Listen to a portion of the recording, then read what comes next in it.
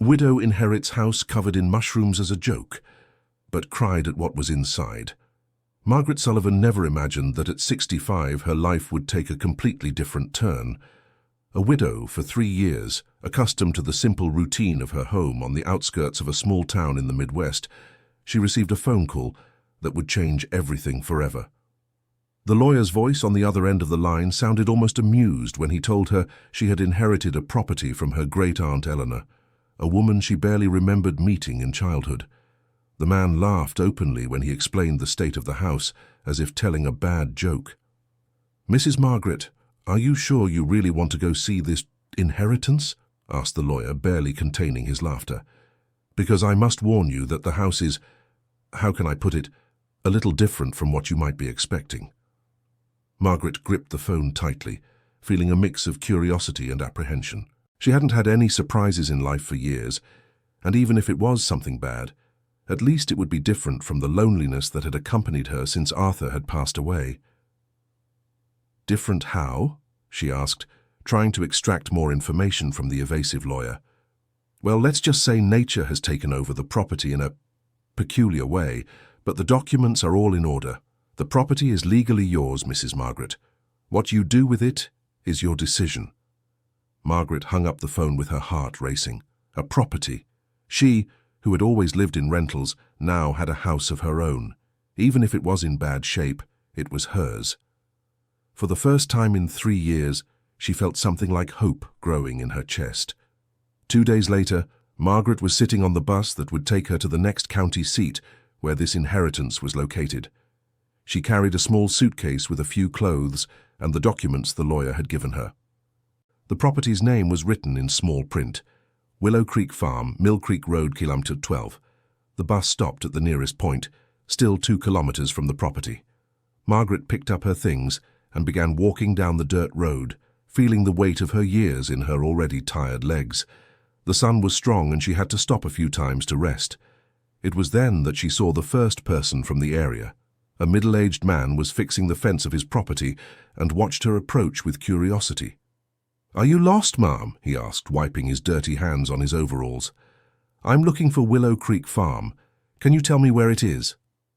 The man stopped what he was doing and looked at her with a strange expression, as if she had said something absurd. "Are you talking about the late Mrs. Eleanor's property?" "That's right.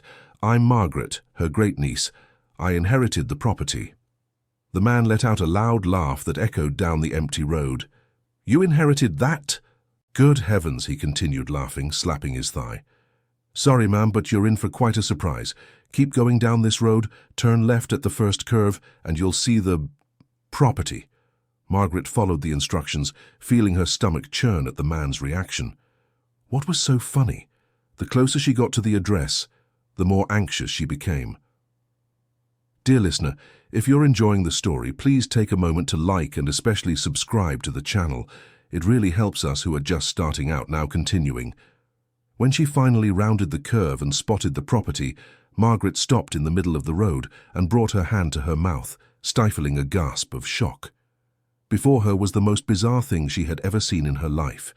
The 2-story wooden house was completely covered in mushrooms. They weren't just a few fungi scattered here and there. They were thousands of mushrooms of all sizes, shapes and colors, covering every inch of the structure. Small mushrooms like coins, others large like plates, some brown, others white, some even with orange tones. They sprouted from the walls, the roof, the windows, as if the house were a gigantic decomposing tree trunk. The entrance gate was also covered by a thick layer of fungi that spread across the wooden fence. The smell coming from the property was damp and earthy, reminiscent of a forest after the rain. Margaret approached slowly, still in shock. How could a house get to this state? How long had it been abandoned for this to happen? "Well, look who showed up," a woman's voice sounded behind her, laden with irony. "The new owner of the Mushroom Palace." Margaret turned and saw a woman of about 50 walking toward her, accompanied by 2 younger people who seemed to be her children. "I'm Brenda. I live right over there." The woman pointed to a simple house across the road. "So you're Mrs. Eleanor's great-niece that people have been talking about?" "Yes, I am. Margaret Sullivan. Pleasure." Brenda looked at the mushroom-covered house and laughed again, shaking her head. What a generous inheritance, huh? Poor Mrs. Eleanor must be turning in her grave with shame. That house was beautiful once, you know, but it's been over 15 years since anyone lived there. Nature has taken over in a way that, well, you can see. Brenda's children also laughed, looking at Margaret with a mix of pity and amusement. "Mum, do you think anyone could clean that up?" asked the younger one, a guy of about 25. "Oh, son, not even fire could burn that away now. Those mushrooms probably have roots all the way into the house's foundation. It's easier to tear it all down and build another." Margaret felt her chest tighten. It was true the sight of the house was frightening, but it was all she had now. She couldn't just give up. "Thank you for the information," she said, trying to maintain her dignity. "I'm going to take a closer look." "Be careful not to sink into the ground," Brenda called out as she walked away, still laughing. "Those mushrooms have made everything soft like a sponge." Margaret took a deep breath and walked to the gate. To her surprise, when she tried to open it, the fungi covering the latch came off easily, revealing the metal underneath. It was as if they were just resting there without a strong attachment. She pushed the gate, which groaned on its rusty hinges, and entered the property. The earthy smell grew more intense, but it wasn't unpleasant. In fact, it reminded Margaret of her maternal grandmother's house, which always smelled of herbs and wet earth. As she approached the main door of the house, Margaret noticed something that made her stop. There was something different among the mushrooms covering the wooden door, a lighter object that looked like paper. Carefully, she pushed aside some smaller fungi and discovered there was an envelope tucked between the larger mushrooms, as if someone had placed it there on purpose, protected by the layer of fungi. Margaret removed the envelope gently. It was surprisingly well preserved, just a little damp. On the front, written in a shaky but still legible hand, was her name, "For Margaret Sullivan."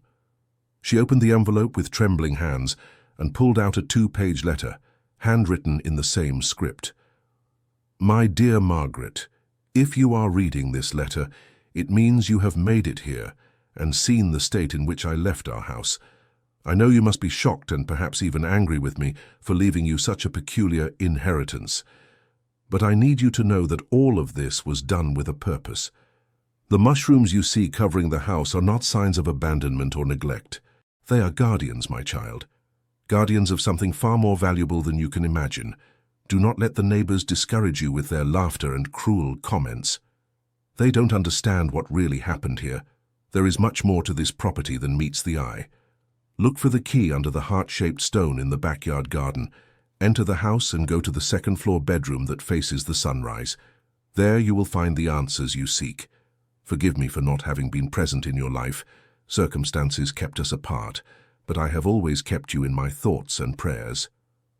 With love and hope, your great-aunt Eleanor P.S. Do not fear the mushrooms. They are your friends." Margaret read the letter 3 times before she could fully process what was written. Had her great-aunt let the mushrooms grow on purpose? And what did she mean by guardians? She folded the letter and put it in her blouse pocket. Even with all the questions, one thing was clear. She needed to enter the house and discover what Eleanor had left for her. She walked around the building looking for the backyard garden. It was hard to tell where the house ended and the garden began, as everything was covered by the same mushroom vegetation. But she finally found what she was looking for. In the middle of what should have been a flower bed, there was a rounded stone that vaguely resembled a heart. Margaret moved it with difficulty, revealing a small cavity where an old iron key was hidden.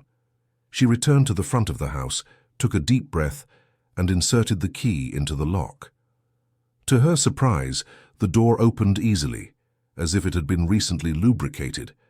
The interior of the house was an even greater shock. Unlike the exterior completely overtaken by the fungi, the inside was clean, well kept, and organized. The antique furniture shone as if it had been waxed the day before. There wasn't a single cobweb in the corners, and the air inside the house was fresh and pleasant. Margaret walked through the living room, touching the solid wood furniture, the curtains that seemed to have been recently washed, the grand piano that didn't have a speck of dust on its keys. "How is this possible?" she murmured to herself. It was as if someone had been taking care of the house all these years, but on the outside it was completely abandoned to the mushrooms. It made no sense at all. She went up the wooden stairs, which didn't creak at all. On the second floor, she found 3 bedrooms. The one facing the sunrise, as mentioned in the letter, had its door slightly ajar. Margaret pushed it slowly and entered a room that had clearly belonged to a woman. There was a double bed with a floral quilt, an old dark wood wardrobe, a dressing table with a mirror, and on the front wall several shelves full of books, jars, pots and objects she couldn't identify at first glance. She approached the shelves and began to examine the objects more closely. There were dozens of canning jars containing what looked like dried herbs, seeds, roots, and other plants she didn't recognize. Each jar had a handwritten label with names like horsetail, arnica, comfrey, lemon balm, and many others. Among the jars there were old books about medicinal plants, notebooks full of notes and recipes, and even some detailed botanical drawings of various plant species. Margaret picked up one of the notebooks and opened it. The handwriting was the same as the letter she had found. The pages contained hundreds of recipes for teas, ointments, tinctures, and other natural preparations, each with specific instructions for different health conditions. Tea for joint pain. 1 tablespoon of dried horsetail, 1 teaspoon of ginger powder, steep for 10 minutes. Take 3 times a day after meals. Ointment for wounds that won't heal. Clean lard mixed with crushed comfrey leaves and pure honey. Apply twice daily to the clean wound. Page after page, Margaret found detailed recipes, each accompanied by notes about when and how they had been used. Some even had the names of people who had received them. Mary Ann, arthritis in the hands, improved 80% after 15 days of treatment. John Paul, leg wound that hadn't healed for 6 months, completely scarred over in 3 weeks. Margaret sat down on the vanity chair, still flipping through the notebook. Had her great-aunt been some kind of healer? Was that what the neighbors didn't know or preferred not to remember? She kept reading and found something that made her stop abruptly. On a page dated 28 years ago, it was written, "Dorothy Sullivan, lost sister, lung cancer given up by doctors, treatment with soursop tea, propolis and horsetail, monitor closely." Dorothy Sullivan. That was her mother's name. Margaret felt her heart race. Her mother had had cancer. When did that happen? She tried to remember her own childhood, searching for memories of her mother being sick, but couldn't recall anything specific. She turned a few pages and found more notes about Dorothy Sullivan, dated a few months later. Dorothy Sullivan, second consultation, cough decreased, appetite improved, chest pains less frequent. Continue treatment and add Boldo tea to cleanse the liver. And then, 2 months later, Dorothy Sullivan, final consultation, medical tests showed complete regression of the tumor. Treatment suspended. Advised to maintain a natural diet and regular doctor visits. Sister saved, thank God. Margaret dropped the notebook onto the vanity and brought her hands to her face. Her mother had been saved from cancer by her great-aunt Eleanor, and she had never known. Why had her mother never told her? And why had she and Eleanor drifted apart if the treatment had worked? Dear listener, if you're enjoying the story, please take a moment to leave a like and especially subscribe to the channel. It really helps us who are just starting out, now continuing. She kept flipping through the notebook looking for more information about her family. A few pages later, she found a note that made her understand the situation better. Dorothy Sullivan, final conversation. Sister, ashamed of the traditional healing methods, prefers to forget what happened here. Said she doesn't want her daughter Margaret to know about the treatments, afraid the girl will think she's backward or superstitious.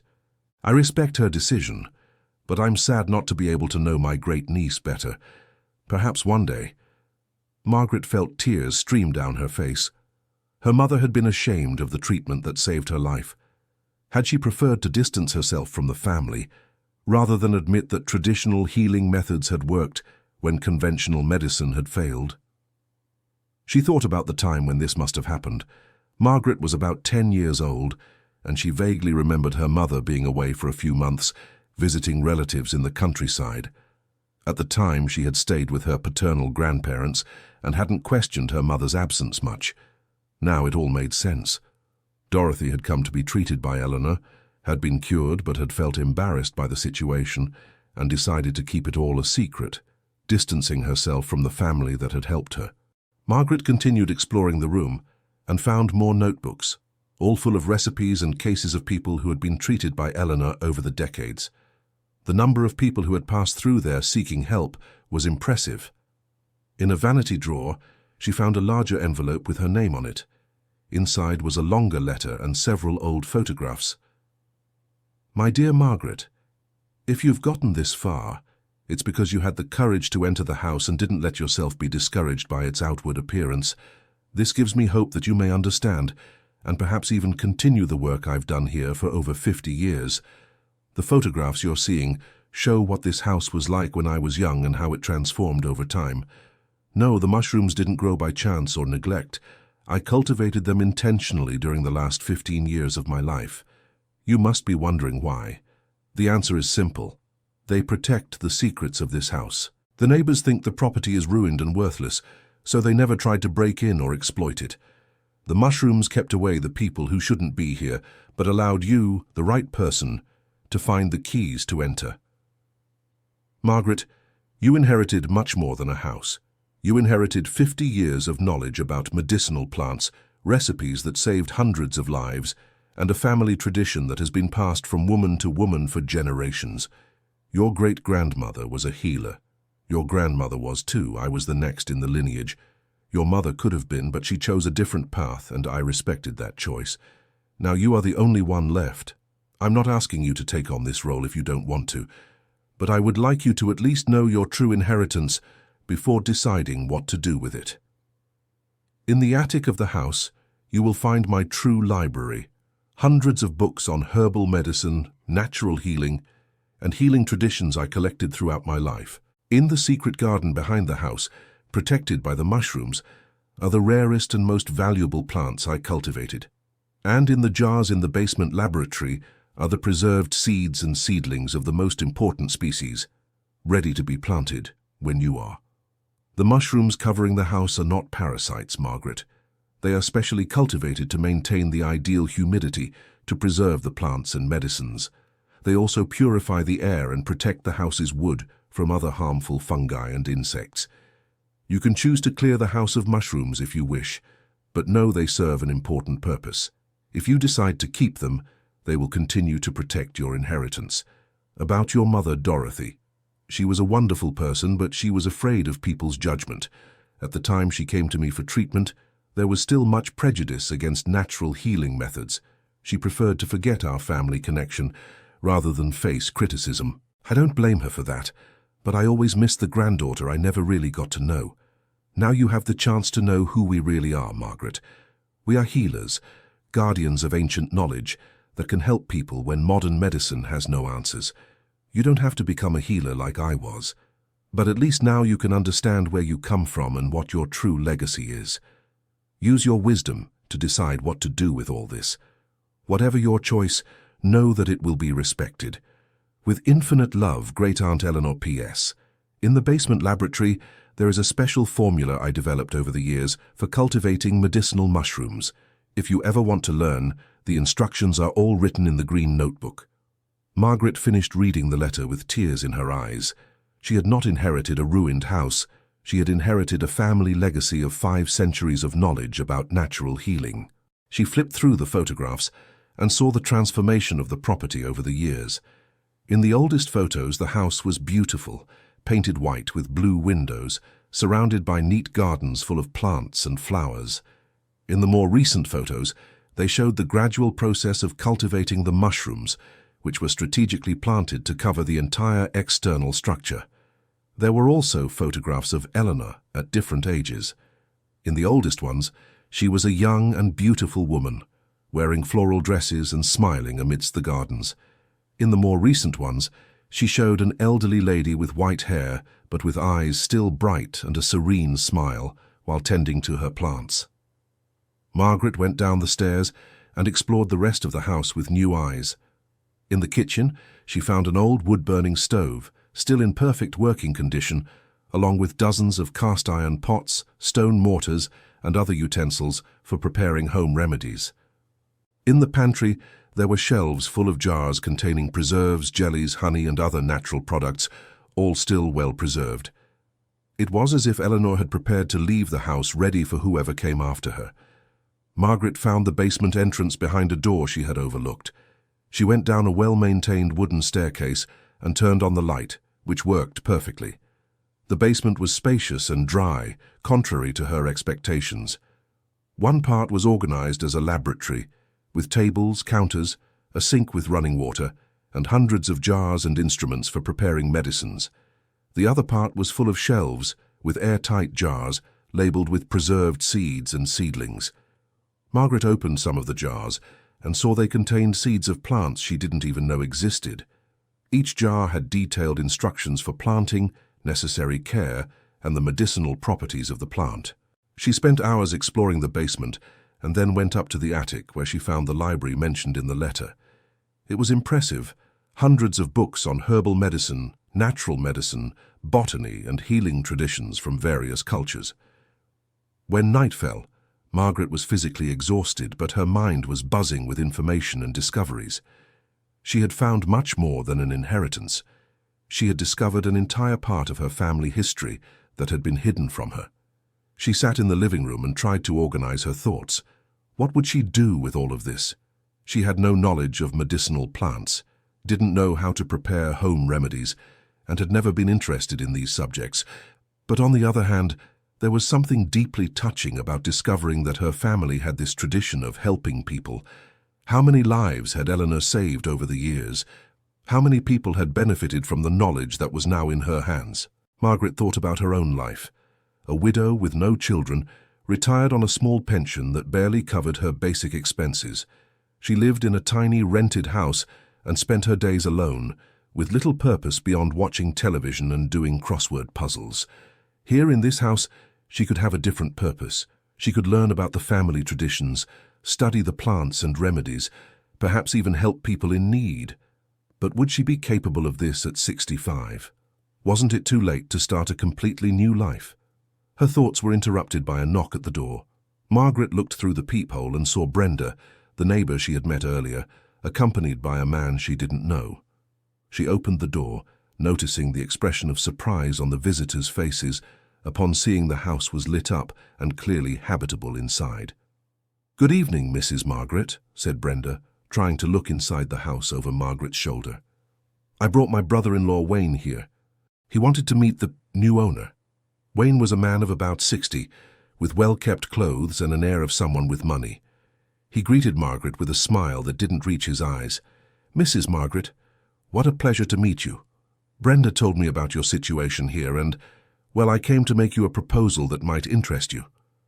"What kind of proposal?"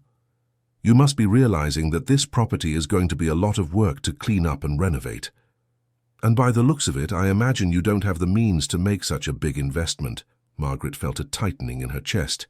The man was assuming she was too poor to take care of the house, and unfortunately, he wasn't completely wrong. "I'm willing to buy your property for a fair price," Wayne continued. $50,000 cash. It's a good sum for you to start a new life somewhere else." "50,000?" Margaret repeated, surprised. "It's a generous price considering the state of the property," Brenda chimed in. "Wayne here has a construction company. He can clear all this and build something new on the land." Margaret looked at the two visitors and felt there was something wrong with the situation.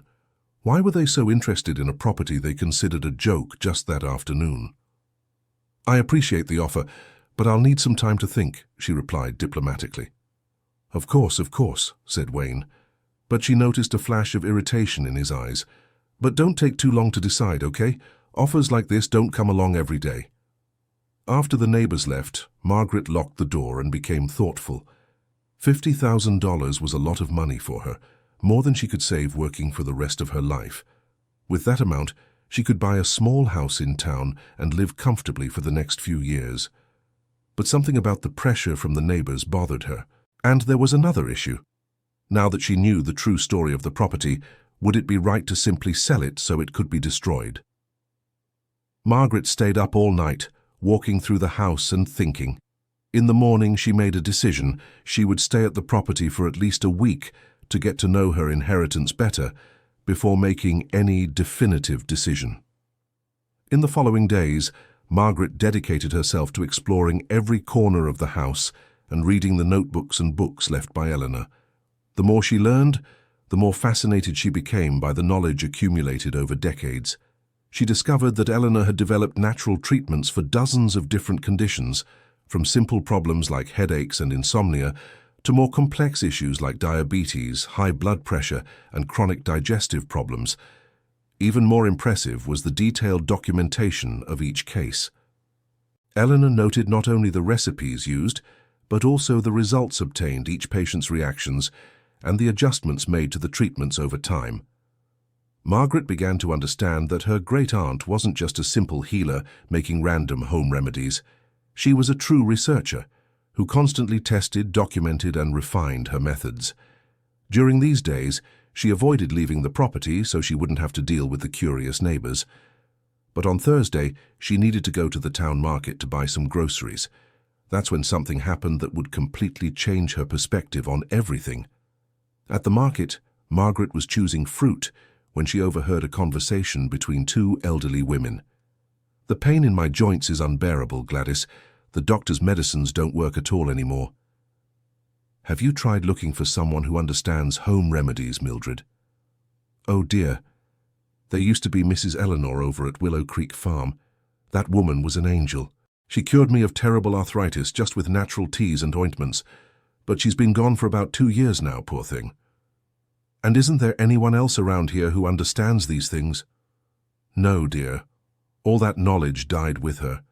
A shame, because she helped so many people throughout her life." Margaret approached the two women who seemed to be about her age. "Excuse me, I heard you talking about Mrs. Eleanor. Did you know her?" "Of course we knew her," replied Mildred, animated. "She was one of the most special people to ever pass through this town. She cured me of an arthritis that doctors said was hopeless. And it wasn't just me, no. Half the folks around here have been helped by her at some point." "That's true," confirmed Gladys. "My husband had a stomach ulcer. It was almost perforating.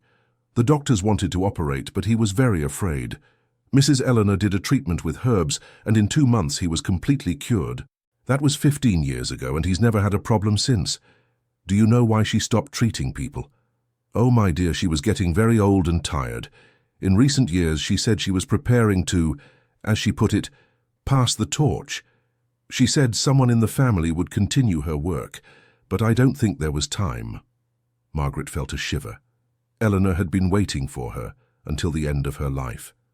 "Why don't you look for other healers? There must be someone else in the area who understands these things." Mildred shook her head sadly. "It's not the same, dear. Mrs. Eleanor had a special gift. She really studied, understood plants, knew how to dose the remedies just right. It wasn't charlatanism or superstition. It was real knowledge, you know. And she was such a good person," added Gladys. "She never charged anything for the treatment. She said healing couldn't have a price. People gave something when they could, but she never asked for a single penny." Margaret said goodbye to the women and returned home with her mind racing. On the way, she stopped at a pharmacy to buy medicine for a headache that had been bothering her for 2 days. "This headache is killing me," she commented to the pharmacist while paying for the pills. "Constant headache can be a sign of high blood pressure, Mum. Have you checked your blood pressure lately?" Margaret checked her blood pressure right there and was startled. It was 160/100, well above normal. "You need to see a doctor urgently," said the pharmacist, concerned. "Pressure at that level can be dangerous." On the way back home, Margaret thought ironically about the situation. Here she was, heir to a family tradition of natural healing, needing to take industrialized medicine for high blood pressure.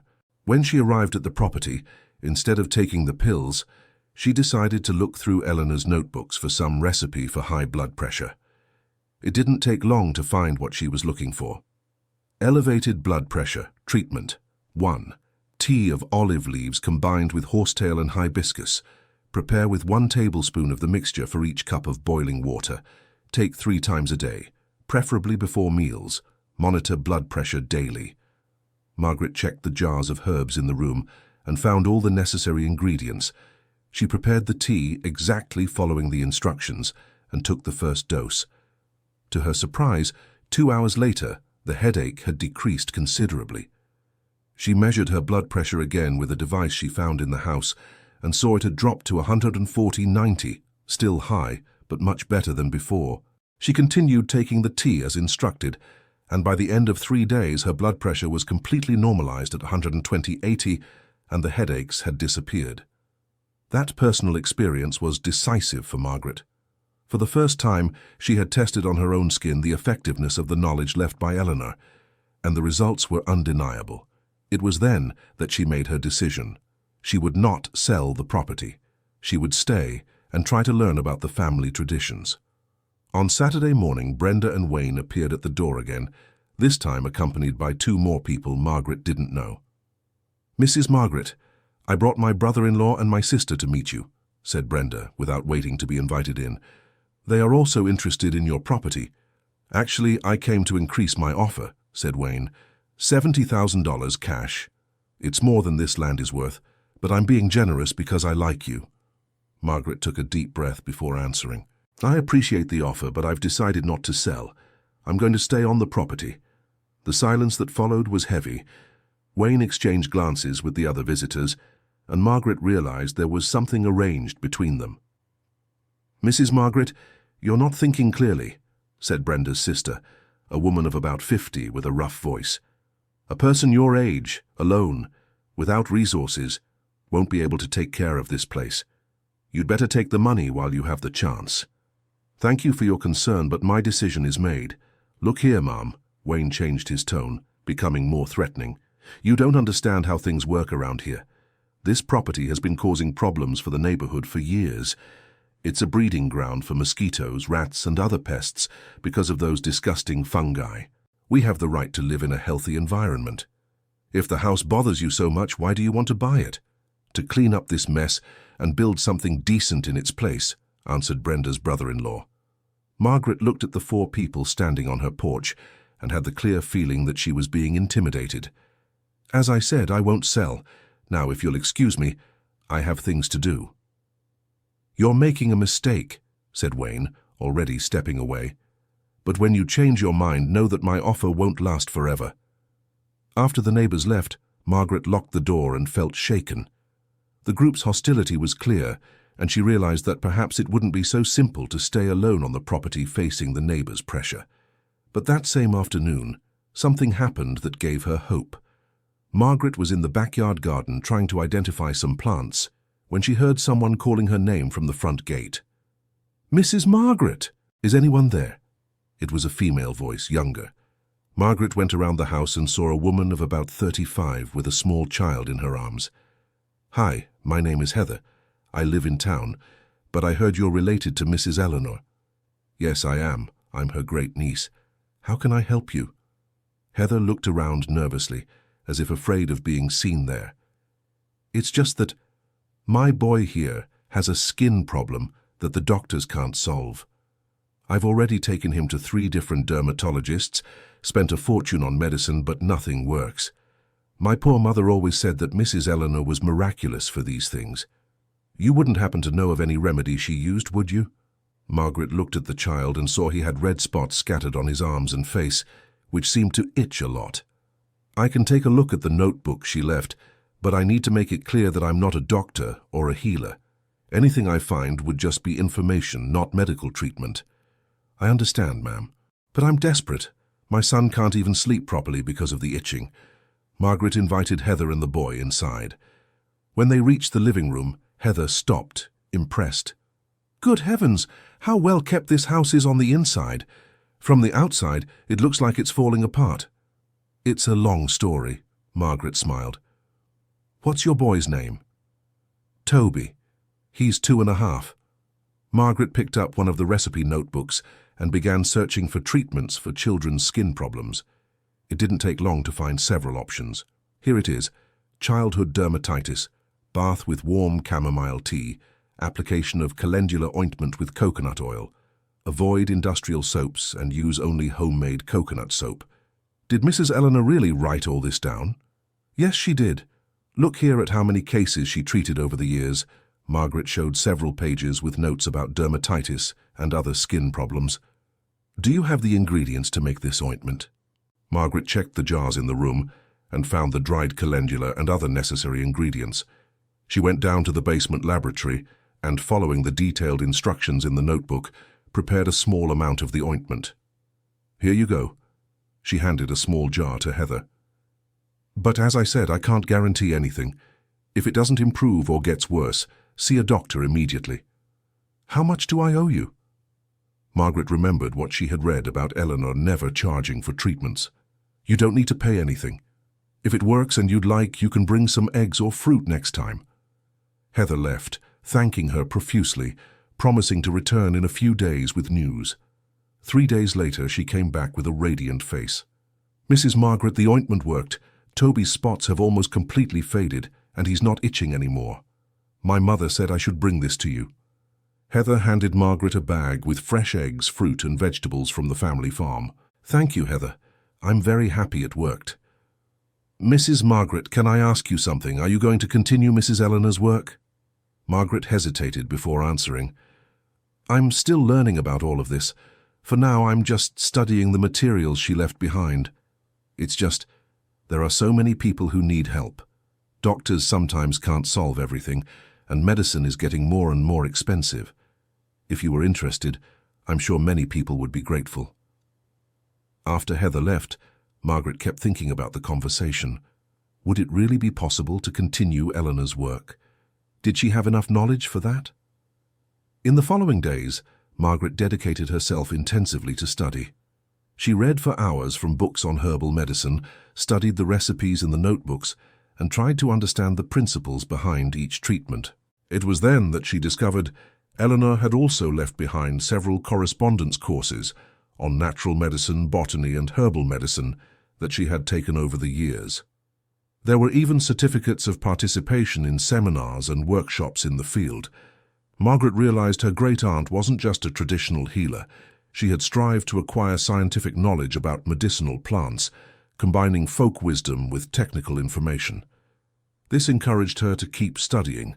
If Eleanor had managed to specialize in the subject, perhaps she could too, even starting at 65. A week later, Heather returned, this time accompanied by another woman. "Mrs. Margaret, this is my cousin Megan. Her baby has terrible colic and she can't sleep anymore. I thought maybe you could take a look in Mrs. Eleanor's notebooks." Margaret welcomed the two women and consulted the notebooks. She found several recipes for infant colic, including specific teas for mothers who were breastfeeding. Here it says that colic in babies is often related to the mother's diet when she's breastfeeding. Mrs. Eleanor recommended that the mother drink fennel and chamomile tea, avoid foods that cause gas, and massage the baby's tummy with warm chamomile oil. Margaret prepared the teas and the oil, always making it clear she wasn't a doctor, and that Megan should seek medical care if the problem persisted. 2 days later, Megan returned with a rested face and a calm baby in her arms. "Mrs. Margaret, I don't know how to thank you. My son slept through the night for the first time in 2 weeks." The colic stopped completely. The news spread quickly through the town. In the following days, Margaret received visits from several people seeking help for different health problems. Mrs. Mildred, one of the women she had met at the market, appeared asking for help with her joint pain. Margaret found in Eleanor's notebook the exact same treatments that had been used years before and prepared the teas and ointments following the original recipes.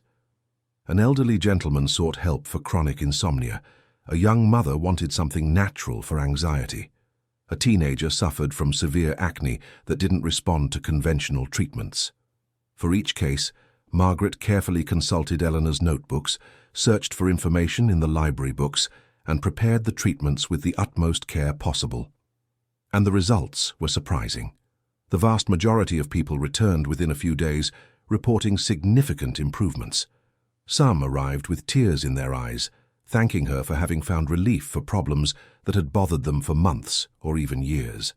Margaret began to understand why Eleanor had been so respected in the region. The knowledge she had accumulated really worked, and was often more effective than conventional treatments for specific problems. But with the increase in the flow of people on the property, the neighbors' hostility also increased. Brenda began making malicious comments to anyone who would listen, saying that Margaret was deceiving innocent people and practicing quackery. Wayne spread rumors that the house was unsanitary and a danger to public health. One day, Margaret was preparing a tea for a lady with digestive problems when she heard loud voices outside. She looked out the window and saw Wayne arguing with Heather, who had arrived with her son for a follow-up on his skin treatment. "That woman has no license to practice medicine," shouted Wayne. "You're putting your children's health at risk by coming here." "My son was suffering for months and no doctor could help," Heather replied firmly. "Mrs. Margaret's ointment cured him completely.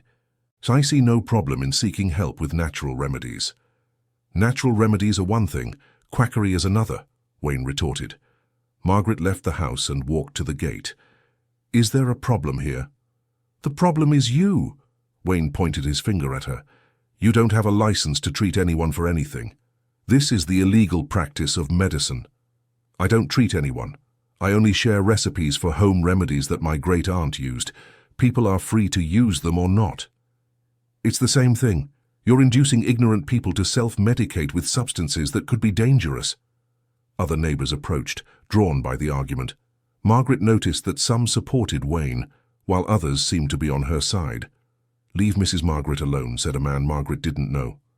"My wife is taking the tea for diabetes that she prepared, and for the first time in years her blood sugar is under control." "That's right," an elderly woman supported. "Mrs. Eleanor helped my family for years. If Mrs. Margaret wants to continue this work, we should only be thankful. You'll see when someone gets sick because of these home remedies," Wayne countered. "Then you'll want to sue her, and she won't even have money for a lawyer." The argument continued for a few more minutes, with the neighbors dividing between supporters and critics.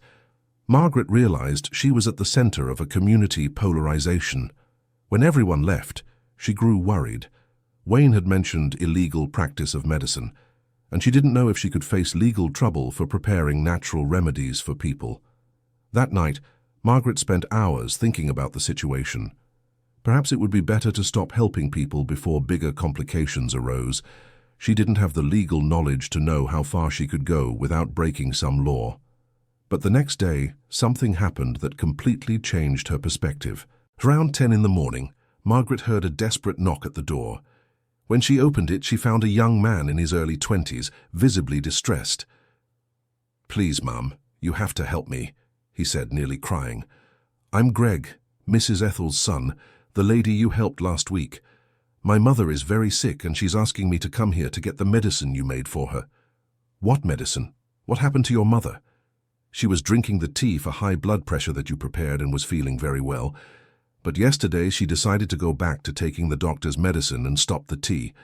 This morning she fell ill, her blood pressure shot up, and she's in the hospital." Margaret was alarmed. It was exactly the type of situation Wayne had predicted, someone falling ill and her being held responsible. "Greg, if your mother is in the hospital, she needs to follow the doctor's instructions. I can't interfere with medical treatment." "But she's asking for your tea. She said she felt much better taking it than with the pharmacy medicine. The doctors don't even want to hear about home remedies, but my mother is sure your tea worked better." Margaret was torn. On one hand, she didn't want to get involved in a complicated medical situation. On the other, if the natural treatment really was working better for Ethel, would it be fair to deny help? "Greg, I'll prepare the tea, but on one condition. Your mother needs to talk to the doctors about using natural remedies alongside conventional treatment.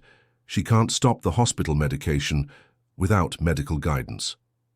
"Don't worry, I'll talk to her." Margaret prepared the tea, following exactly the recipe she had used before. She had carefully noted all the cases she handled, following Eleanor's example, so she knew exactly what she had prepared for Ethel. 2 days later, Greg returned with good news. "Mrs. Margaret, my mother improved a lot. She talked to the doctor about your tea, and he said he saw no problem with her taking it along with the hospital medication, as long as she was monitored." "And how is she?" "Great. Her blood pressure normalized, she's feeling well, and she'll be discharged today. The doctor even asked to know what herbs you used in the tea because he was impressed with the results." This experience made Margaret realize something important. She didn't need to be against conventional medicine to practice natural medicine. The two types of treatment could be complementary. She decided to continue helping people, but always advising them to maintain regular medical checkups and talk to their doctors about using complementary natural treatments. In the following months, the property became a point of reference in the region. People came from neighboring county seats seeking help, and Margaret felt increasingly confident in her knowledge. She began to study systematically, dedicating several hours a day to reading the books left by Eleanor. She also started taking notes on her own cases, documenting the treatments used and the results obtained. She discovered she had an excellent memory for plants and recipes, easily remembering the properties of each herb and the correct dosages for different situations. It was as if that knowledge had been dormant within her, waiting only to be awakened. The house also underwent transformations. Margaret decided to keep the mushrooms outside, but she better organized the interior spaces to receive the people who came seeking help. She turned one of the rooms into a consultation room, where she could speak privately with each person and note their history. The basement laboratory was expanded and better organized for preparing different types of treatments. The backyard garden, which had been hidden beneath layers of fungus, was gradually being revealed. Margaret discovered that Eleanor had cultivated dozens of rare medicinal plants, many of which were still alive and healthy, protected by the layer of mushrooms that maintained the ideal moisture. She began to care for the garden, planting the preserved seeds she found in the basement and organizing the plants according to their medicinal properties. It was physically tiring work for her age, but it gave her a deep satisfaction. 6 months after arriving at the property, Margaret had treated more than 200 people. She kept a detailed notebook with a record of each case, strictly following the model left by Eleanor. The hostility from some neighbors persisted, but she had learned to deal with it. Brenda and Wayne continued to make nasty comments, but most of the community had come to openly support her. One day, Margaret received an unexpected visit that would once again change the course of her story. It was a Saturday morning when she heard the sound of a car stopping in front of the gate. She looked out the window and saw an elegant woman in her 40s getting out of a new car. Margaret opened the door and found herself facing someone who seemed strangely familiar. "Good morning. Are you Margaret Sullivan?" "Yes, I am. How can I help you?" The woman hesitated for a moment before answering. "My name is Carmen, Dorothy Sullivan Thompson. I'm your daughter." Margaret felt the world spin around her. Dorothy, the daughter who had distanced herself from the family over 20 years ago, who lived in another city and rarely kept in touch. "Dorothy? My daughter?" Margaret repeated, still not believing it. "May I come in? I need to talk to you about some things." Margaret invited her in, still in a state of shock. Dorothy looked around the house with curiosity, clearly impressed with its state of preservation and organization. "Mum, I heard from some people in town that you're living here and giving people natural treatments. Is it true?" "Yes, it is. I inherited this property from my great-aunt Eleanor and discovered she was a healer. I'm trying to learn and continue her work." Dorothy sat in one of the living room armchairs and was silent for a few moments. "Mum, I need to tell you something. Actually, several things I never had the courage to say before." Margaret sat in the armchair facing her daughter, preparing for what was to come. "Speak, my child." "First, I want to apologize for distancing myself from you all these years. I know I hurt you deeply, and it pains my soul to this day. You had your own life to build, Dorothy. I understand you needed independence. It wasn't just that, Mom. It was shame. Shame of our family, of our simple origins, of our traditions. When I married Stephen and moved to the state capital, I wanted to forget everything from the past and transform myself into a completely different person." Margaret listened in silence, feeling a deep pain in her chest. "But in recent years, especially after Stephen died, I began to rethink many things. And when I heard you were here doing exactly the kind of work I always criticized, I felt I needed to come and talk." "Stephen passed away?" "Dorothy, I didn't know." "It's been 2 years, liver cancer. The doctors did everything, but they couldn't save him." Margaret stood up and hugged her daughter, who began to cry. "Why didn't you tell me, my child? I could have helped. I could have been with you." "Because I was too proud to admit I needed my mother, and because I was afraid you would want to bring him here to be treated with home remedies, and at the time I thought that was ridiculous. And now? What changed? Dorothy pulled away from the hug and dried her eyes. Now I've discovered some things about our family that completely changed my perspective. Mom, did you know that Grandma Dorothy had cancer when I was a child? Margaret felt a shiver. It was the same question she had asked herself months ago when she found Eleanor's notebooks. I suspect so. I found records here in Aunt Eleanor's notebooks. So, you know that Grandma was cured by Mrs. Eleanor's treatments? I do. I read everything in the notebooks. Mom, if Grandma hadn't been treated by Mrs. Eleanor, she would have died when I was 10. I only exist today because my grandmother was saved by natural medicine. Margaret fell silent, processing her daughter's words. And there's more, continued Dorothy. When Stephen got sick in his last months, he started researching alternative treatments. That's when I discovered that natural medicine isn't quackery like I always thought. It's a serious field of knowledge, with a scientific basis. What are you saying? I'm saying Stephen could have had a better chance if we had sought integrative treatments from the start, combining conventional medicine with natural therapies. But when we discovered this, it was already too late. Dorothy picked up her purse and took out some papers. Mom, I brought you a proposal. Over the last 2 years, I've been studying integrative medicine and herbal therapy. I've taken several courses, read dozens of books, attended seminars. I want to learn what you're doing here. Margaret looked at the papers her daughter had brought. They were certificates for courses on medicinal plants, herbal therapy, aromatherapy, and other natural therapies. You did all this? I did. At first, it was to try to better understand what had happened to Stephen, but then I discovered I have a real passion for this field. And when I found out my own mother was working with it, well, I felt like maybe it was fate bringing us together again. Margaret felt tears streaming down her face. Dorothy, you can't imagine how happy I am to hear this. All these months I felt so alone in this work. I always thought it would be wonderful to have someone from the family to share this responsibility. So you accept me coming here to learn from you? Of course, honey. More than accept, I dream of it. Dorothy smiled for the first time since she had arrived. There's something I need to tell you, Mom. I didn't come here just to learn. I also came to ask for forgiveness for all the years I wasted away from you, and to propose that we work together from now on. Together how? I have some savings that Stephen left, and a proposal. What if we turn this property into an integrative medicine center, a place where people can receive quality natural treatments, but always in partnership with conventional medical follow-up? Margaret was impressed by the proposal. You thought of all this? I did, Mom. On the drive here, I kept imagining the possibilities. We could maintain Mrs. Eleanor's tradition, but elevate everything to a more professional level. We could partner with doctors and nutritionists, offer courses on medicinal plants, create a more modern lab to prepare the treatments. Margaret stood up and walked to the window, looking at the mushroom-covered garden. You know, Dorothy, when I arrived here 6 months ago, I thought I had only inherited a ruined house. Then I discovered I had inherited a family legacy. Now you're offering me the chance to turn that legacy into something even greater. So, Mom, do you accept? Margaret turned to her daughter with a radiant smile. I accept, honey.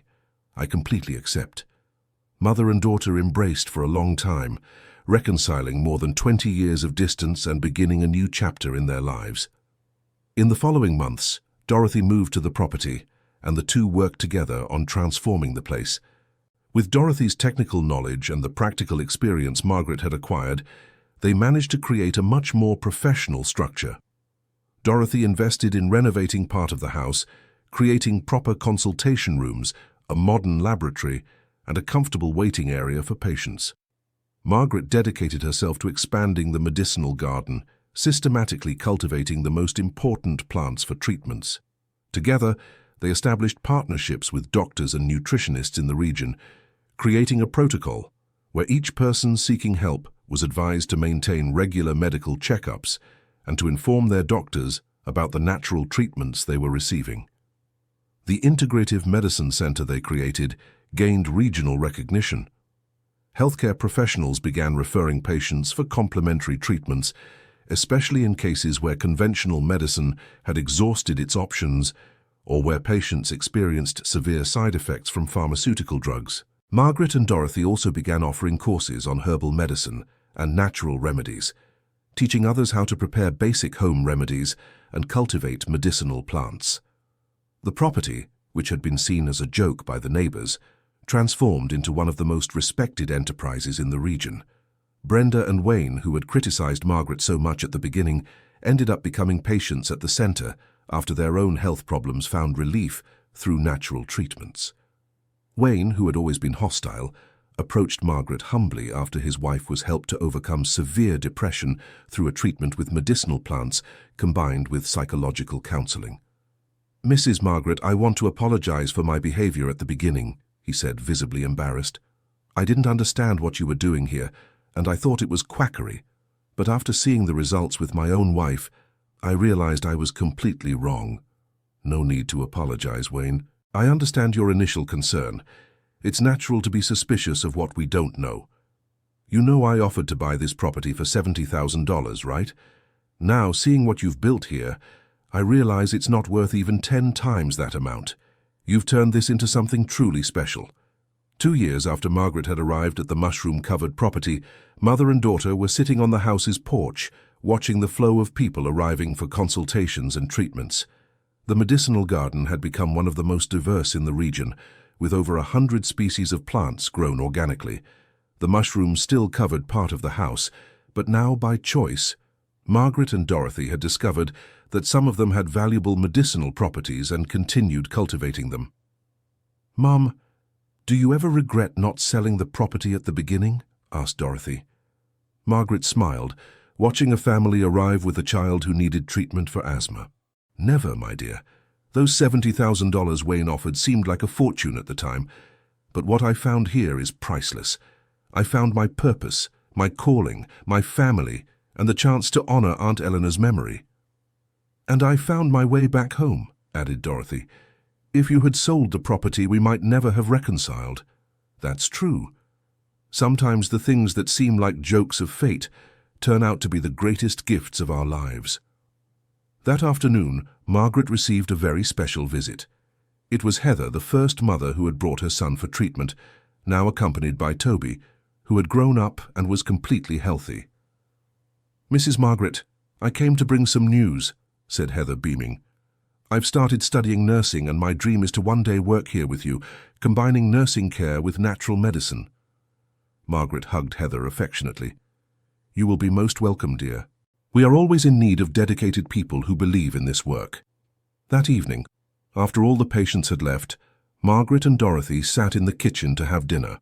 It was a ritual they had established, using this time to talk about the day, plan the next day's work, and simply enjoy each other's company. "Mum, there's something I've always wanted to ask," said Dorothy. "Don't you think it's strange that Aunt Eleanor planned all of this? The way she left the house, the letters, the mushrooms as protection. It's as if she knew exactly what was going to happen." Margaret thought for a moment before answering. "I think she knew our family well, Dorothy. She knew your grandmother was ashamed of the family traditions. She knew you had distanced yourself for the same reason. But she also knew that sooner or later someone from the family would come back home. Literally come back home." "Exactly, and she prepared for it. She left all the knowledge organized, protected the property, kept everything running until the right moment arrived." Dorothy held her mother's hand across the table. "I am so proud of you, Mom, of what you've built here, of the courage you had to start a new life at 65, of the dedication with which you study and help people. And I am proud of you, my daughter, for having the humility to recognize your mistakes, for studying so hard to be able to work with me, for investing your savings in this project. We make a good team, don't we?" "We do, and I'm sure Aunt Eleanor would be very happy if she could see what we've done with her inheritance." That night, Margaret went to sleep with a peaceful heart. She had found her place in the world, she had reconciled with her daughter, she had discovered a vocation she never imagined having, and she had created something that benefited hundreds of people. When she woke up the next morning and looked out the window of the mushroom-covered house that had once seemed like a bad joke, Margaret smiled. That seemingly worthless inheritance had turned into the greatest treasure of her life, and it had all started with a phone call from a chuckling lawyer and the courage to believe it's worth investigating what lies beneath the surface. End of story. This was a fictional story created to touch our hearts. Now tell us what you thought. Do you believe Margaret made the right decision by staying on the property? Leave your opinion in the comments with sincere words. Don't forget to leave your like and subscribe to the channel so you don't miss other moving stories.